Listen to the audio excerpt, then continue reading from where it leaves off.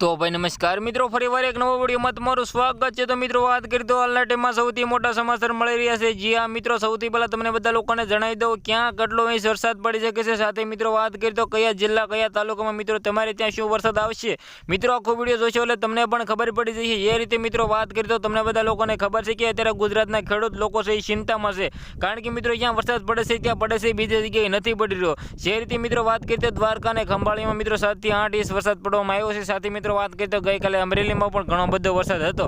સૌથી પહેલા મિત્રો વાત કરીએ તો હાલના ટાઈમમાં ગુજરાતમાં ઘણા બધા ખેડૂત લોકો છે એ ચિંતામાં છે, કારણ કે મિત્રો ઘણી જિલ્લામાં મિત્રો વરસાદ નથી પડી રહ્યા। પરંતુ મિત્રો વાત કરીએ તો કઈ તારીખે મિત્રો કેટલો વરસાદ પડી શકે છે અને તમારે ત્યાં કેટલો વરસાદ પડે છે। સૌથી પહેલા મિત્રો તમને બધા લોકોને જણાવી દઉં કે આવનારી 26 તારીખે મિત્રો અતિ ભારે વરસાદ પડવાની શક્યતા છે। મિત્રો વાત કરીએ તો 5 જિલ્લામાં પડી શકે છે, દ્વારકા મિત્રો, સાથે સાથે જે દક્ષિણનો વિભાગ છે મિત્રો ભાવનગર, સાથે મિત્રો જામનગર અને ભાઈ અમરેલીમાં મિત્રો અતિ ભારે વરસાદ પડી શકે છે। જી આ મિત્રો હાલના ટાઈમમાં સૌથી મોટા સમાચાર મળી રહ્યા છે।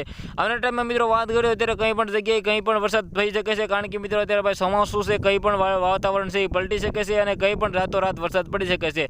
જે રીતે મિત્રો વાત કરીએ તો આગાહી કરવામાં આવી છે 27 તારીખ અને 26 તારીખે આ 2 દિવસ દક્ષિણ વિભાગમાં ભારે વરસાદ પડી શકે છે।